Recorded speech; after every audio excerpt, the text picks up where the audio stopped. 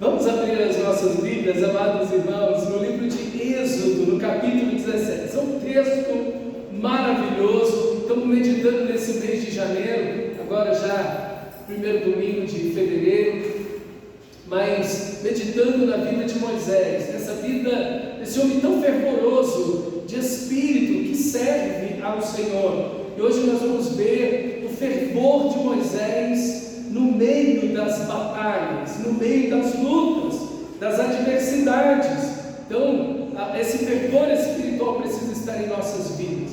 Nós precisamos estar fervorosos diante de Deus, mesmo no meio das lutas, ok? Mesmo no meio das lutas. Diz assim o texto sagrado de Êxodo 17, versículo 8, diz assim: sucedeu que os amalequitas vieram e atacaram os israelitas em Refidim. Então Moisés disse a Josué: escolha alguns dos nossos homens e vai lutar contra os amalequitas. Amanhã tomarei posição no alto da colina com o cajado de Deus nas minhas mãos. Josué foi então lutar contra os amalequitas conforme Moisés tinha ordenado.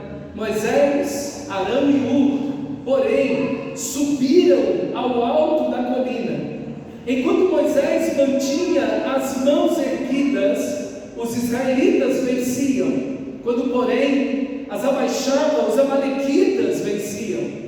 Quando as mãos de Moisés já estavam cansadas, pegaram uma pedra e a colocaram debaixo dele para que nela se sentassem. Arão e Hur mantiveram erguidas as mãos de Moisés, um de cada lado, de modo que elas permaneceram firmes até o pôr do sol. Assim, Josué derrotou os amalequitas à espada. Depois, o Senhor disse a Moisés: escreve isso em um rolo como memorial e declare a Josué que exterminarei completamente a memória dos amalequitas de debaixo do céu.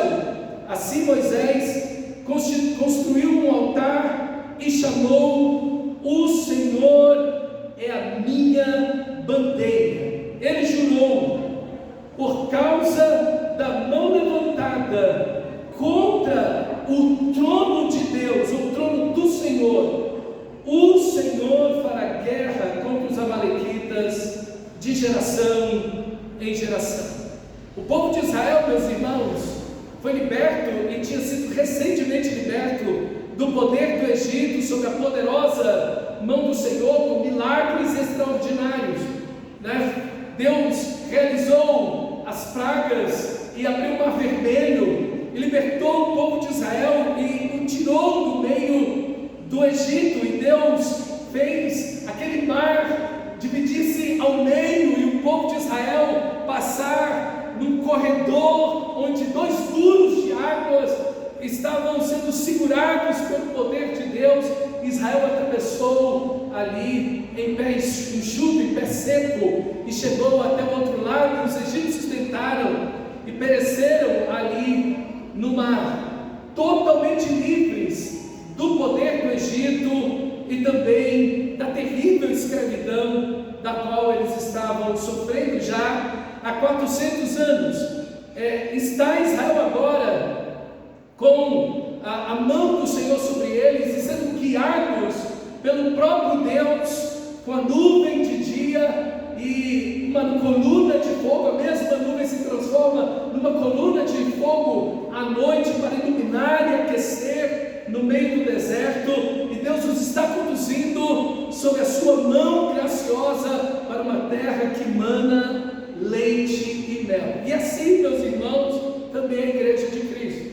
Todos nós somos libertos da escravidão do pecado. Todos nós saímos pelo maior de todos os milagres, a morte e a ressurreição de Cristo naquela cruz. Foi ali que Ele nos libertou, foi ali que Ele quebrou as cadeias da escravidão das nossas vidas, perdoou todos os nossos pecados, e Ele está nos conduzindo no deserto, no mundo imperfeito, quebrado. Deus está nos conduzindo para a sua glória, para o seu louvor, para encontrarmos com Ele eternamente. Então estamos, como Pedro vai dizer, nessa peregrinação. Por isso que Pedro faz tanta alusão, tantas imagens. Pedro também faz exatamente mostrando esse momento do deserto, e como Paulo vai dizer em Romanos 6, 22, que é um resumo da vida cristã. Diz assim: agora, por causa de Cristo, do que Cristo fez, agora, porém, libertados do pecado e transformados em servos de Deus, tende o vosso fruto, a vossa vida, para a santificação e, por fim, a vida eterna. É isso, esse é o resumo da nossa vida. Fomos libertos pelo nosso Senhor em Cristo, e agora a nossa vida é servir o Senhor, transformados em servos de Deus. Nós temos a nossa vida para a santificação, e o final de tudo, o fruto de tudo, é essa vida eterna. Mas durante essa peregrinação, na nossa vida, vamos enfrentar batalhas. Durante a nossa peregrinação, a nossa vida cristã, vamos enfrentar lutas, desafios, problemas, dificuldades, doenças, enfim. E devemos nos manter fervorosos em Deus, mesmo nesses momentos de batalhas, de desafios que a vida impõe para a gente. E alguns desafios que são apenas para os cristãos. Se você não fosse cristão, você não passaria por esses desafios. E glória a Deus, porque esses desafios, essas tribulações que você passa como cristão, revelam uma fé genuína e verdadeira, revelam que você está no caminho da luz, no caminho de Deus. Jesus disse: Pai, eu dei aos meus discípulos a tua palavra, e o mundo os odiou. O fato de você ter as escrituras sagradas, de você viver a palavra de Deus, você já vai ter a oposição natural do mundo, do pecado. Isso é comum. Como disse Jesus: se o mundo me odiou primeiro a mim, também vai fazer isso com vocês, porque vocês estão me imitando, vocês estão me seguindo. Então o enfrentamento faz parte da vida cristã, mas nós devemos seguir fervorosos em espírito, para a glória de Deus, servindo o Senhor e glorificando o seu nome. E o nosso texto começa exatamente aí. Olha o versículo 8: sucedeu que os amalequitas vieram e atacaram os israelitas em Refidim. Veja, Israel não está fazendo nada. Veja, Israel não está oferecendo perigo a ninguém. Eles estão atravessando o deserto. Mas os amalequitas, e essa palavra amalequita significa os moradores do vale, né? São aqueles que habitam nos vales. Eles viram a oportunidade do saque. Quando você olha lá em Deuteronômio, no capítulo 25, versículo 17 e 18, você vai ver exatamente Moisés. Já passaram 40 anos no deserto, eles vão entrar na terra prometida. Moisés está relembrando a eles do que 40 anos atrás tinha acontecido. Versículo 17 diz, no capítulo 25 de Deuteronômio: lembra-te do que fez Amaleque no caminho, quando saías do Egito. Veja, o que nós temos é um povo faminto, um povo pobre, é um povo desnutrido, é um povo enfraquecido por 400 anos de escravidão. E agora esse povo que está saindo do deserto, imediatamente os amalequitas vêm para tentar saquear e roubar o povo de Israel.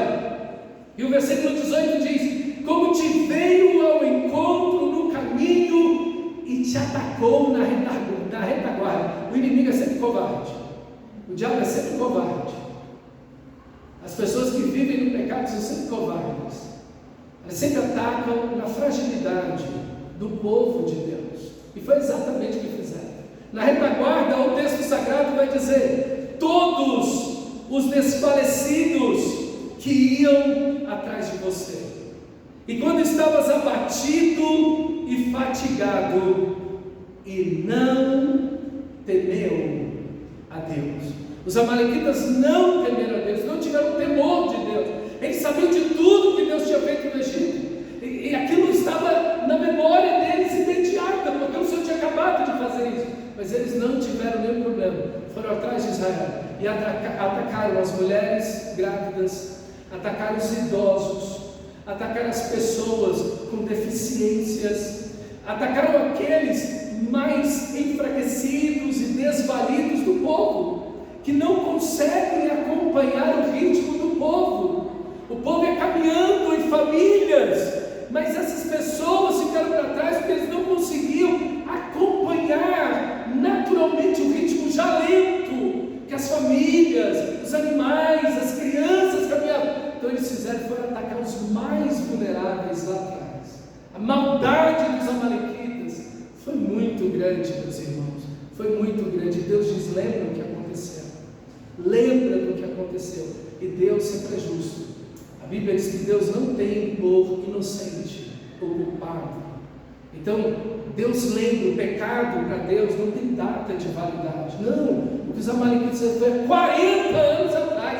Isso não tem mais tempo. Para Deus não tem data de validade. E Deus aqui está alertando o povo de Israel. Então, meus irmãos, nós temos uma batalha, nós temos uma luta para travar na nossa vida cristã. Mas lembre, a luta que nós temos, vai dizer Paulo em Efésios, capítulo 5, capítulo 6, falando da armadura de Deus. Pedro vai falar sobre isso em 1 Pedro, capítulo 5, sede sóbrios e vigilantes, o diabo, vosso adversário, anda ao redor como um leão que ruge procurando alguém para devorar. Resistir firmes à fé, certo de que sofrimentos iguais aos vossos estão se cumprindo na vossa irmandade espalhada no mundo. Onde tiver um crente, vai ter luta, vai ter dificuldade, vai ter esse tipo de enfrentamento. Então, a pergunta que nós temos que fazer é: eu estou fraco na fé?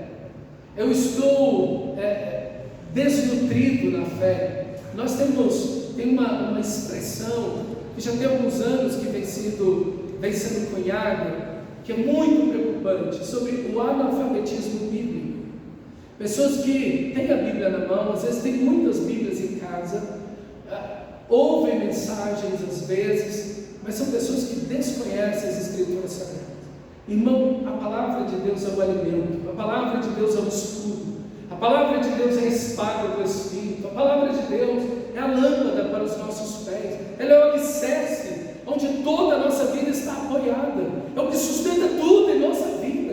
O analfabetismo bíblico, irmão, vai deixar as pessoas completamente desnutridas na fé. O que você vai fazer indo para a batalha contra o diabo, as trevas e o pecado com um pedaço de pau na mão, com psicologia positiva, alguma coisa assim? Se você não for com a palavra de Deus, você nunca vencerá. Então nós precisamos, irmãos, ler esse texto de 1 Pedro e entender, ok? Sede sóbrios e vigilantes, o diabo, vosso adversário, anda rugindo como um leão ao redor procurando quem tragar. Então a gente tem que ser sóbrio e vigilante, mas lembrando, meu amado irmão, que a nossa luta não é contra sangue e carne, como vai dizer Paulo em Efésios capítulo 6, versículo 10, esse texto tão conhecido da armadura de Deus. Ele diz: quanto mais, irmãos, sejam fortalecidos no Senhor e na força do seu poder, revestidos de toda a armadura de Deus, para que possais resistir no dia mal, depois de ter vencido tudo, permanecer inabalável. Porque a nossa luta não é contra sangue e carne, mas contra principados e potestades. A nossa luta não é contra as pessoas.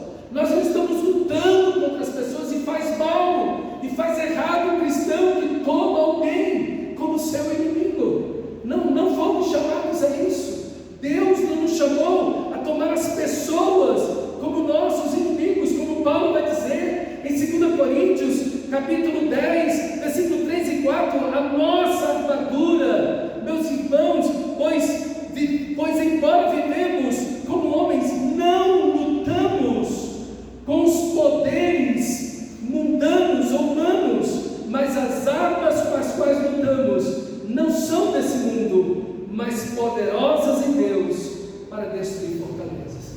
As nossas armas não são mundanas. Nós andamos no mundo, mas nós não andamos de forma mundana. A nossa luta, as nossas armas, elas são celestiais, elas são poderosas em Deus, elas são poderosas porque Deus nos deu, elas são poderosas porque são de Deus, elas são poderosas porque Deus as faz poderosas, e nós podemos lutar para a glória de Deus, não contra pessoas, mas lutando contra principados e potestades. Como Paulo vai dizer, essa armadura é a verdade, é a justiça, essa armadura é o Evangelho, é a fé, é a certeza da salvação, é a palavra de Deus, é toda a oração. Essa é a nossa luta, essa é a nossa armadura, essas são as nossas armas, é com essas armas que saímos a batalhar, como o texto no capítulo 17 de Êxodo, versículo 9, então Moisés disse a Josué: escolhe alguns dos nossos homens e vai lutar contra os amalequitas, amanhã tomarei posição no alto da colina, com o cajado de Deus em minha mão. É interessante essa expressão, cajado de Deus, porque no parágrafo anterior, que você pode olhar aí, as águas de Refidim é um lugar, uma região, e o povo, como tinha recém saído do Egito, deserto, sede, água é essencial, ela vem primeiro que a comida, e você tem de 3 até 6 milhões de pessoas ali para dar água a beber, e o povo começa a murmurar, porque não tem mais água, os cantins, as vasilhas já não tem mais água, e tem crianças, e tem idosos, e tem pessoas, e os animais, e as pessoas começaram a murmurar, e começaram a reclamar. Foi para isso que Deus nos tirou do Egito, para nos matar de sede aqui nesse deserto. E irmãos, quando a gente não ora, a gente murmura. Se você não orar, você vai murmurar, é fato. Estamos sem água. Por que não olhar para trás? Por que não olhar para o que Deus acabou de fazer? As 10 pragas do Egito, abrir o mar vermelho, derrotar o maior exército do mundo. Bendito Senhor, glória ao teu nome, nós te bendizemos e te adoramos, que não há outro Deus além de ti. Senhor, colocamos diante de ti a nossa necessidade, nos dê uma saída. Estamos com sede, nossas crianças, nossos filhos, as pessoas que estão conosco, não podemos sobreviver, Senhor, assim. Por que eles não oraram? Porque no lugar de orar, foram murmurar e reclamar, e esse troço é contagioso. Quando um começa a reclamar, numa fila do supermercado, peste se alastra, todo mundo começa a murmurar, e começa a murmuração, fala e reclama, porque esse mercado, esse gerente, o governo, começa. Meus irmãos, nós precisamos aprender a orar, transformar nossa necessidade em oração, transformar as nossas angústias em oração, orar. Se você não orar, você vai murmurar,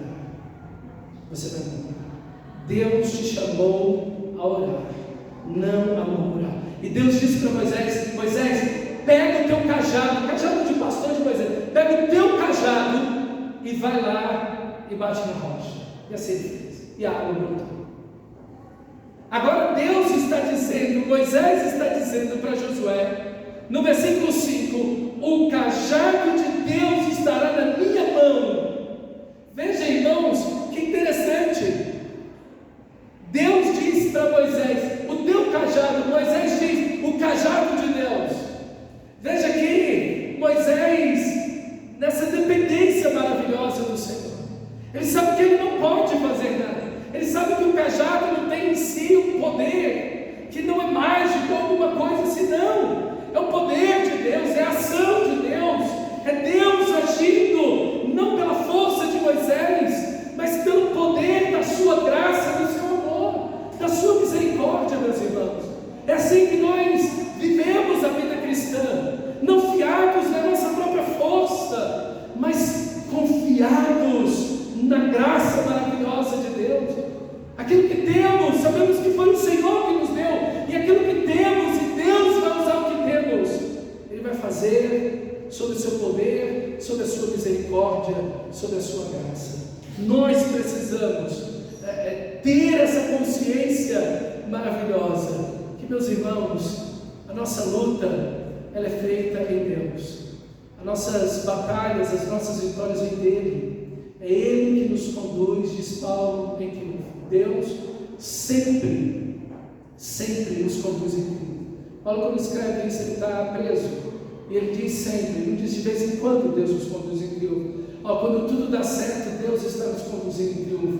Olha, quando nós só temos alegria e vitória, então Deus está nos conduzindo em triunfo. Não, ele diz, Deus sempre nos conduz em triunfo, porque o mesmo Paulo vai dizer, todas as coisas cooperam para o bem daqueles que amam a Deus. As coisas fáceis e difíceis, as coisas boas e ruins, Deus faz com que todas as coisas cooperem para o nosso bem. Então, meu irmão amado, a pergunta que eu te faço, você está fraco na fé? Como está a sua vida de oração? Como está a sua vida de leitura das Escrituras Sagradas? Como você tem crescido na sua vida espiritual? Sua fé está crescendo, está avançando? Você está alimentando-se das Escrituras Sagradas vez tras vez, mais e mais? O que infelizmente a gente vê a maioria dos crentes, quando estão com uma necessidade, um problema, uma angústia, uma dor, eles deixam de orar, eles deixam de ler a palavra, eles deixam de vir aos cultos, eles deixam de fazer aquilo que exatamente eles tinham que fazer.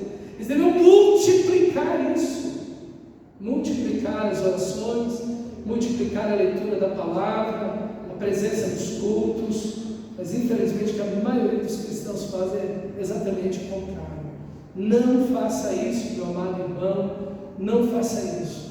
Em qualquer momento continue crescendo na sua vida espiritual, mas faça isso especialmente, de forma mais intensa e determinada, no meio das lutas e no meio das tribulações, para que você possa permanecer de pé, diante de qualquer problema, permanecendo com toda a armadura de Deus, inabalável, passando pelo dia mau, e depois de ter vencido tudo, permanecer inabalável. Amém? Josué, capítulo 17, Êxodo, capítulo 17, versículo 10, vai dizer, Josué foi então lutar contra os amalequitas, conforme Moisés tinha ordenado. Moisés, Arão e Hur, porém, subiram ao alto da colina, enquanto Moisés mantinha as mãos erguidas, os israelitas venciam. Quando, porém, as abaixava, os amalequitas venciam. Quando as mãos de Moisés já estavam cansadas, pegaram uma pedra e a colocaram debaixo dele, para que nela se sentasse. Arão e Hur mantiveram erguidas as mãos de Moisés, um de cada lado, de modo que elas permaneceram firmes até o pôr do sol. Assim, Josué derrotou os amalequitas. A primeira coisa, meus irmãos, que nós precisamos é transformar tudo em oração, transformar todas as lutas em oração, transformar todas as batalhas em oração, transformar todos os desafios em oração, transformar as alegrias em oração, transformar as bênçãos em oração. Nós precisamos buscar ao Senhor. Precisamos buscar ao Senhor. Transformar tudo em oração. Quando o nosso Senhor Jesus está no Getsemane, naquele momento da maior angústia que uma pessoa pode suportar em toda a história da humanidade, porque estava tomando sobre si a iniquidade de todos nós. E ele começou a suar sangue. A Bíblia diz que ele orava mais intensamente. Ele orou uma, ele orou duas, ele orou três, repetidas vezes, falando as mesmas palavras, mas estava lá orando.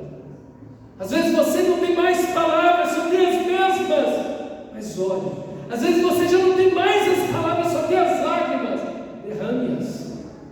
As suas lágrimas são as melhores orações que você vai poder entregar ao Senhor.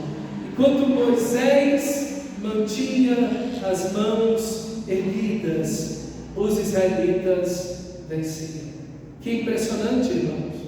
Quanto mais Moisés depende de Deus, quanto mais Moisés depende do poder de Deus, mais graça ele tem, mais poder ele tem, mais vitória ele tem. Quanto mais ele busca o Senhor, eu não entendo aqui. E eu gosto e eu preciso sempre refrescar isso na sua mente. Meus irmãos, em todas as religiões do mundo tem oração. Todas as religiões do mundo têm oração. O poder não está na oração. O poder está em Deus. O poder está em Deus. O poder está em orar no nome de Jesus, segundo a vontade de Jesus, porque fomos comprados e lavados pelo sangue de Jesus. Aí reside o poder da oração. Por que você ouviu? Por que você ouviu? Porque Deus pode ouvir você orar. Porque você foi comprado pelo sangue de Jesus. Porque você foi perdoado pelo sangue de Jesus. Por isso você pode ir ao trono da graça. Por isso, só por isso. Porque se for por mérito, nem eu nem você podemos orar a Deus. E Ele não vai aceitar a nossa oração. Ele aceita a nossa oração pela sua graça e misericórdia. E nós nos aproximamos unicamente pelo sangue de Jesus. Porque a ideia dos nossos dias é que a oração tem poder. Não. Isso é um erro. Isso é um erro. Toda oração que você vê nas Escrituras Sagradas, respondidas por Deus e sendo operosas na obra que foi realizada, foram orações feitas ao nosso Deus, para a glória dele e pela sua graça respondida. Então o poder não reside na oração, o poder reside em Deus, que responde à oração feita em nome de Jesus. Se as minhas palavras permanecerem em vós, e vocês permanecerem em minhas palavras, pedireis o que quiserdes, e vos será feito. Jesus não está dizendo, peço o que você quiser que vai acontecer. Não. Ele disse isso? Não. Ele não disse, peço o que você quiser que vai acontecer. Não. Se vocês permanecerem nas minhas palavras, e as minhas palavras permanecerem em vocês, está vendo? É uma condicional aqui.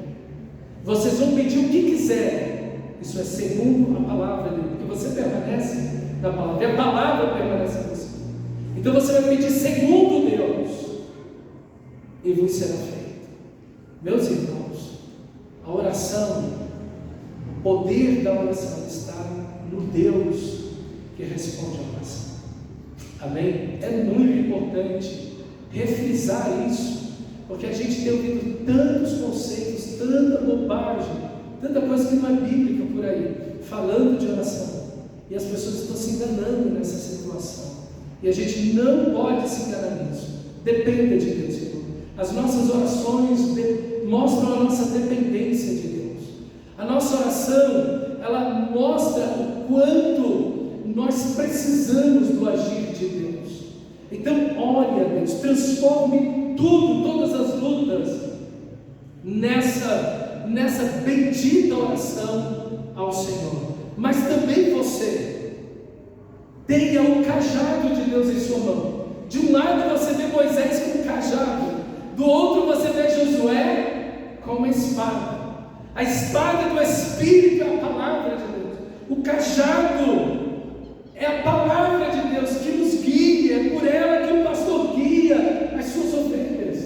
Meus irmãos, o cajado, como diz o Salmo 23, que o Senhor é meu pastor. Queridos, é o cajado do Senhor que nos consola, é a palavra de Deus que nos fortalece. Que você possa encher a sua vida das Escrituras Sagradas, que você volte, e aqui está o fervor espiritual no meio dessas batalhas, das lutas, para não enfraquecermos. É a nossa vida de oração, de dependência de Deus, de busca de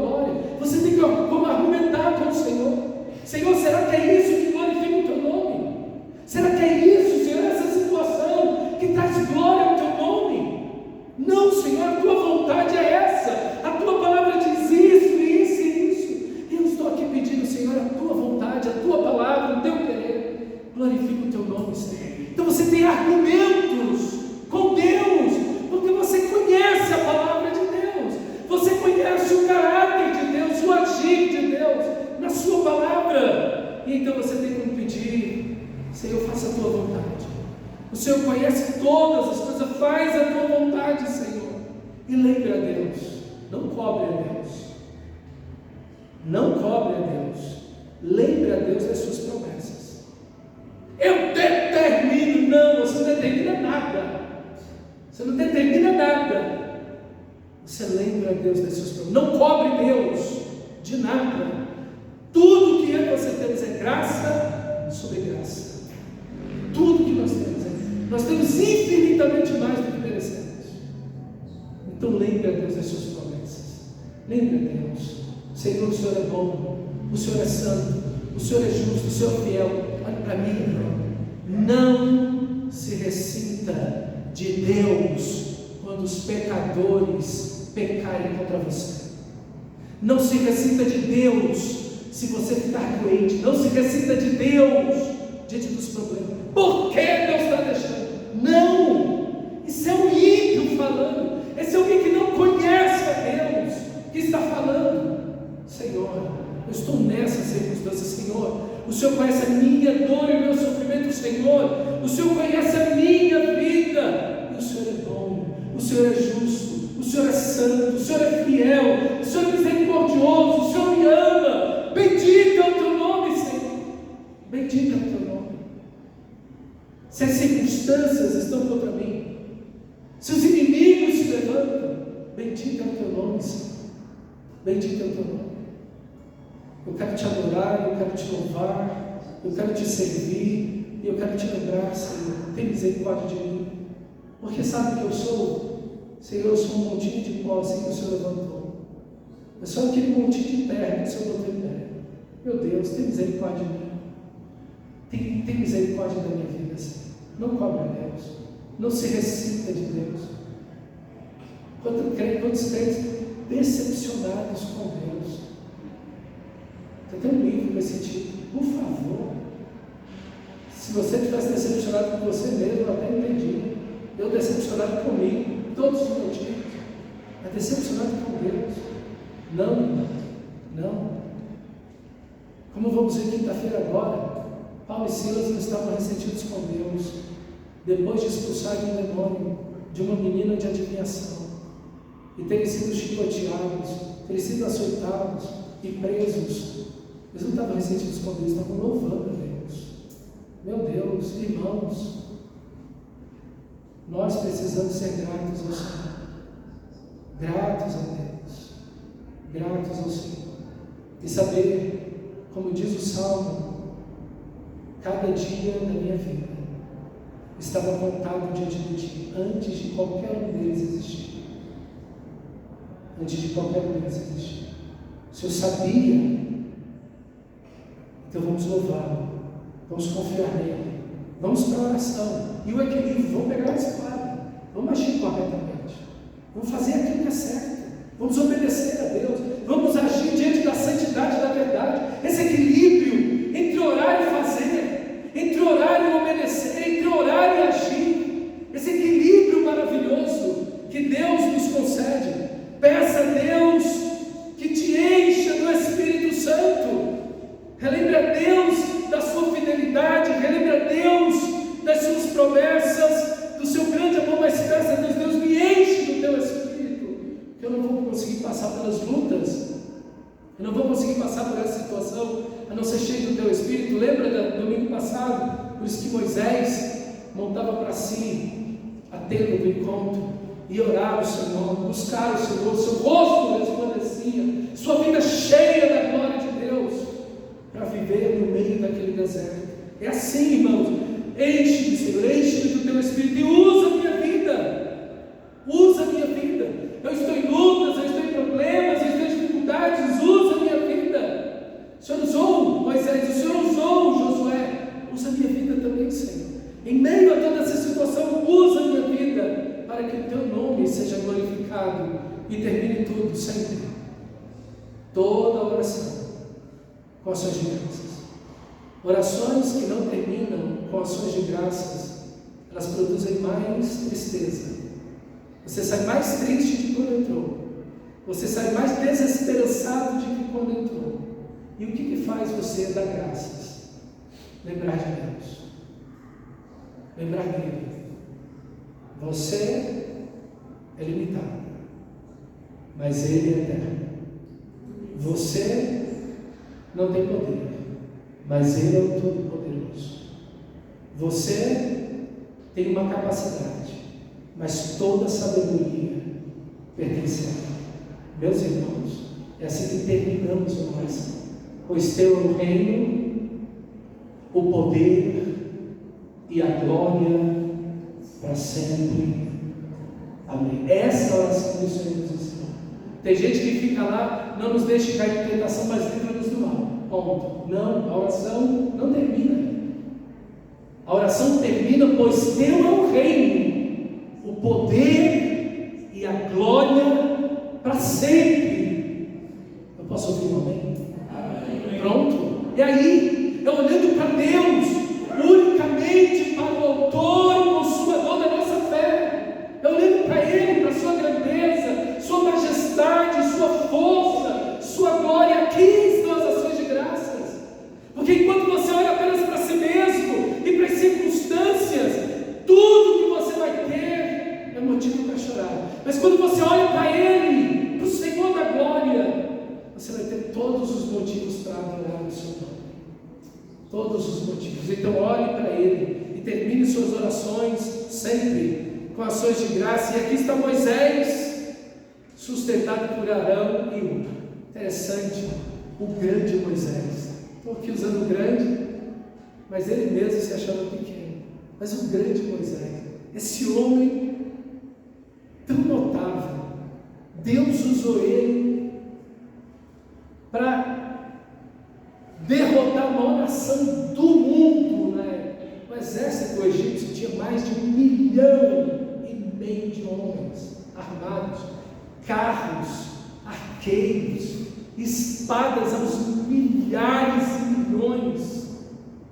Meus irmãos, e ali está o poderoso Moisés, o grande Moisés, que Deus usou para derrotar todas essas sozinho que ele. E agora Moisés, diante do Mar Vermelho, mais de 9 trilhões de litros d'água. Você não tem nem ideia do que seria isso. Foram arremessadas em duas direções opostas para o povo de Israel passar no meio. Moisés levantou um cajado de fogo, mas agora está Moisés sendo sustentado por 2 homens, Arão e Hur. Irmão, nós precisamos de ajuda. Nós precisamos da oração dos outros. Nós precisamos de ser sustentados uns pelos outros em oração. Nós vamos compartilhar as nossas necessidades, as nossas dores. Nós precisamos orar pela igreja. A igreja, que é essa igreja que precisa de intercessores. Gente que se ponha até o pôr do sol, orando por essa igreja, até que a vitória chegue, até que Deus realize o milagre, até que Deus salve pessoas, até que Deus responda. Gente que se põe em intercessão, em oração pela igreja, pela conversão da comunidade, pelo batismo desse ano que queremos fazer, orando por nós, pastores. Eu quero dizer para você que nós somos mais de oração que vocês.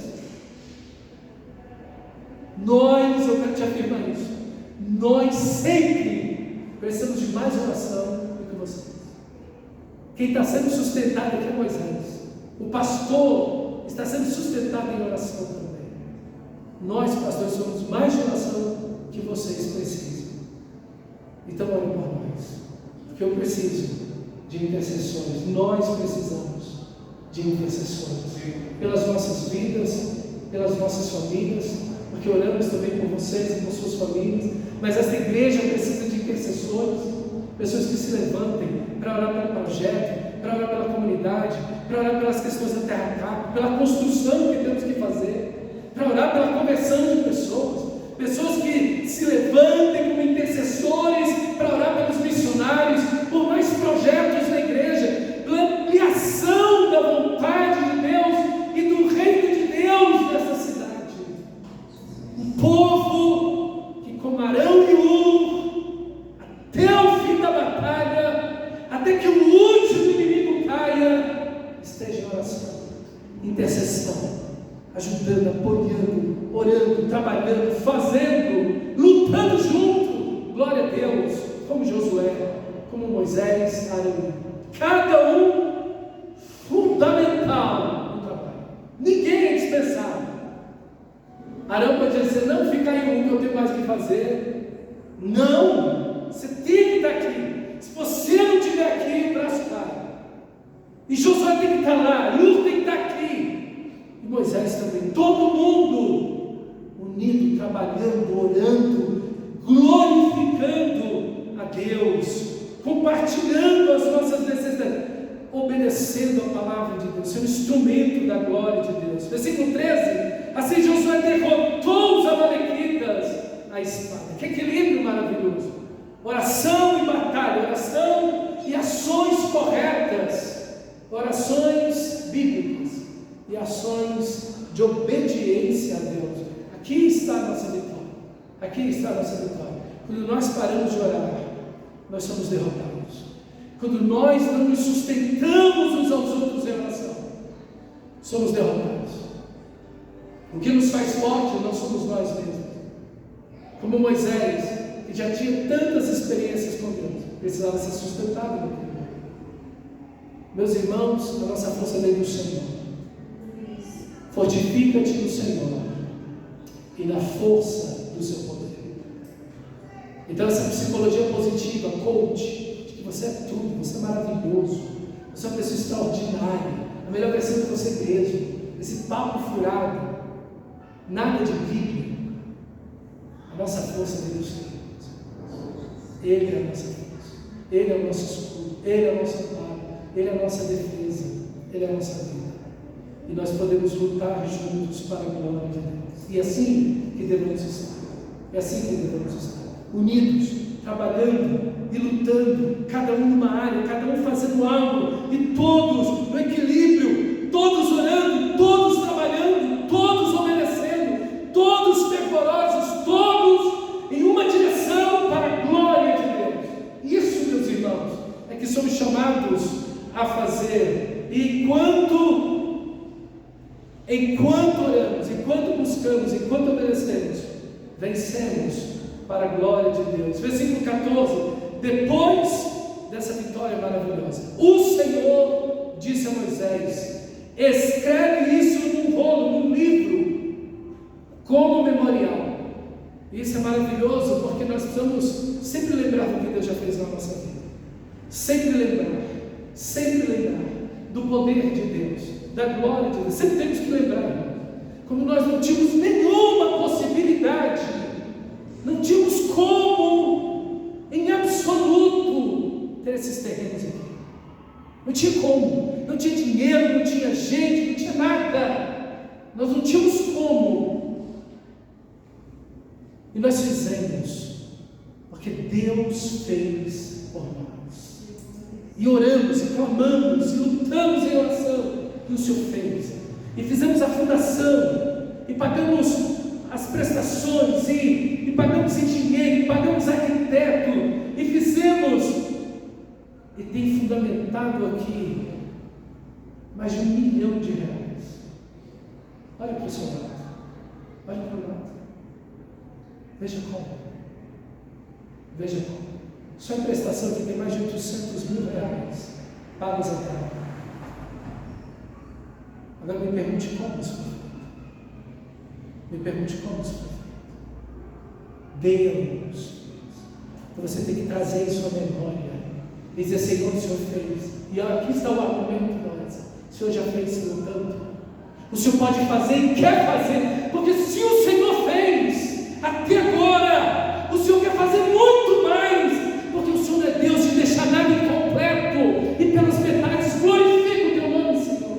Faz a tua obra, eis-nos aqui, glorifica o teu nome na nossa impossibilidade, nas nossas limitações. Estende as mãos, Senhor, e opera, Senhor, conclui a obra que o Senhor um dia começou, porque a tua vontade aqui é maior do que toda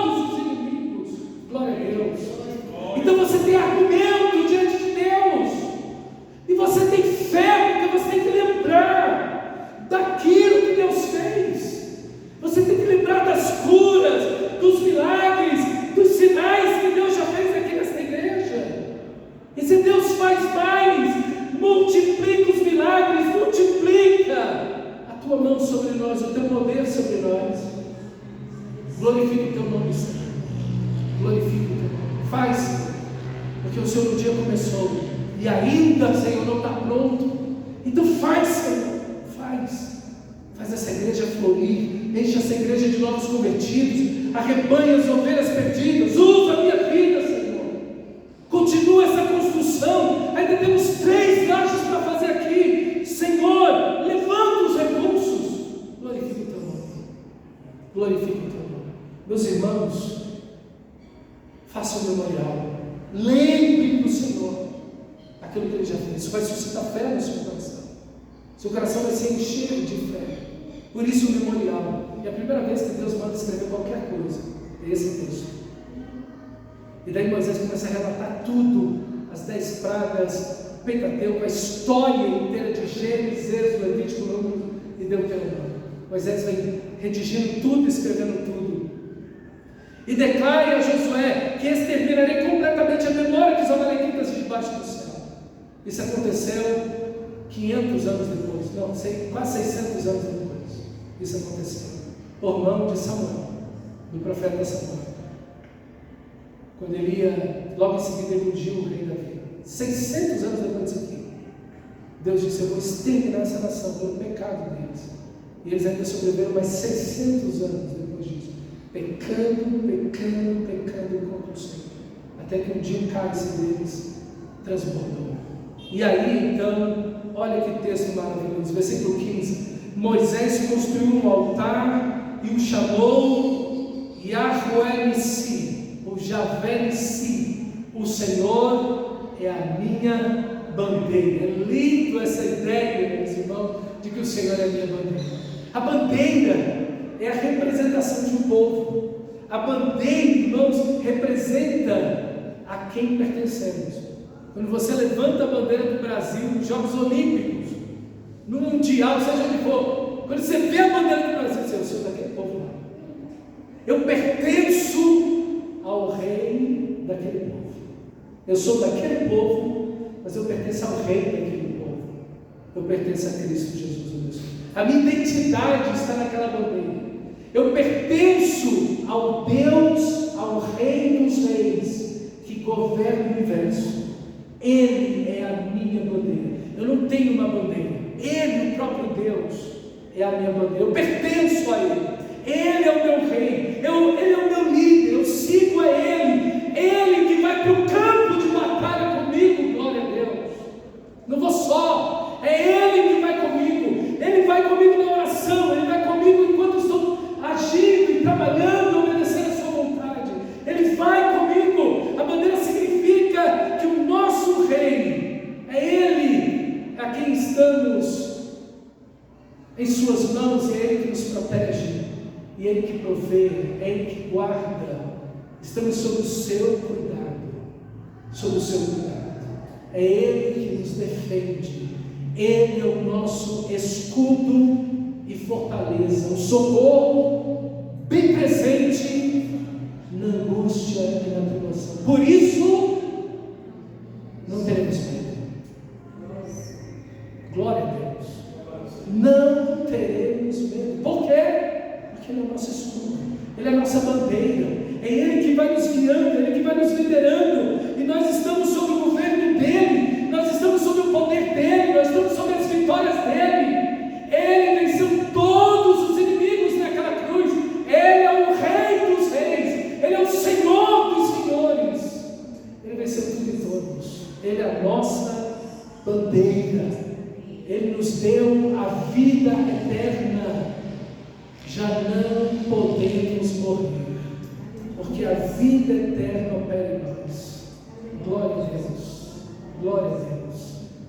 Lembrei daquele homem que, na época da pandemia, andando com o Mateus de bicicleta, para dar uma desestressada, e ele na direção, nós íamos na mesma direção, mas ele estava tão, a rua muito vazia, nós passamos por ele. Mateus passou muito rápido por ele de bicicleta, e eu passei em seguida, imediato, e ele: vai para o inferno.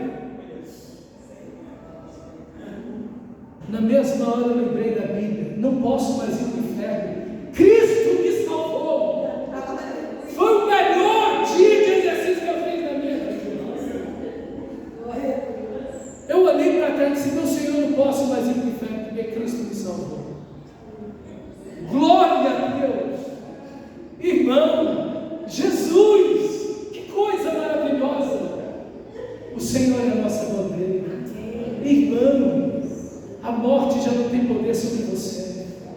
A morte já não tem poder sobre você. Glória a Deus por isso.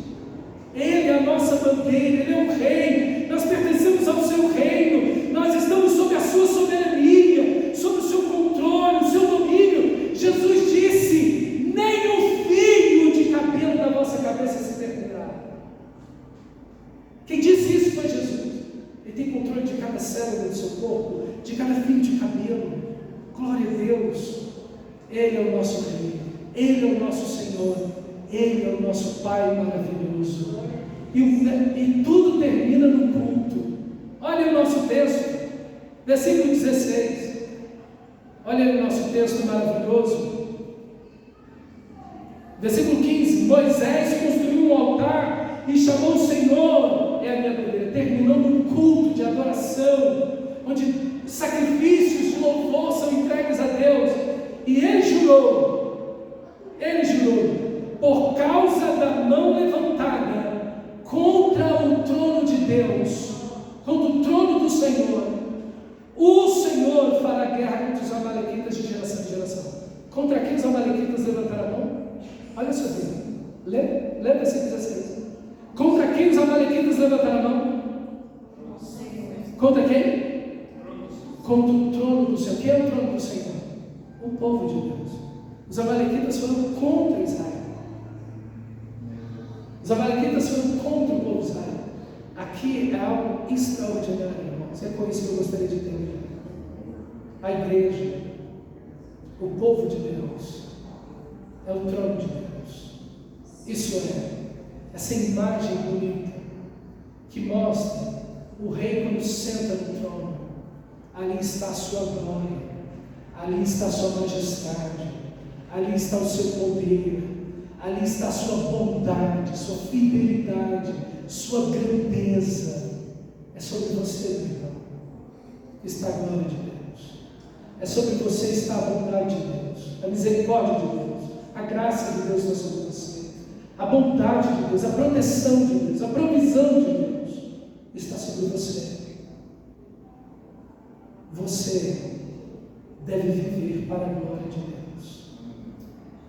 A glória de Deus tem que ser reconhecida em você. Os tronos nessa época, e sempre foi assim, eram tronos gloriosos, majestosos, imponentes, para revelar a glória daquele que senta no trono. Que a sua vida seja uma vida tomada pela santidade de Deus, pela semelhança à pessoa de Cristo, por humildade, por fidelidade, por trabalho a Deus, por obediência às Escrituras Sagradas.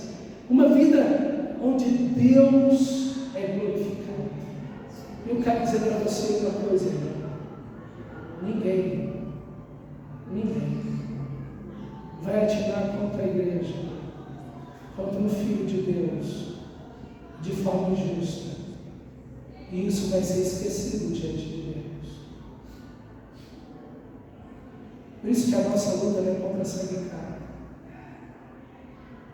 Você se ira e não peca, porque a mim me pertence a vingança. Eu, Senhor, não você. Eu, Senhor, retribuirei. Por isso, se ele tiver fome, se ele tiver sede, porque você fazendo isso, ele faz o mal para você, você faz o bem para ele. Você está amontoando brasas vivas sobre a cabeça do juízo, porque ele te faz o mal, mas você faz o bem. Você faz o bem, você sempre está fazendo como Cristo, que quando injuriado, não revidou. Quando bateram na face dele, ele não revidou. Porque assim seremos como os filhos de Deus, semelhantes ao Pai Celestial, que faz a sua chuva e o seu sol caírem e nascerem sobre bons e maus.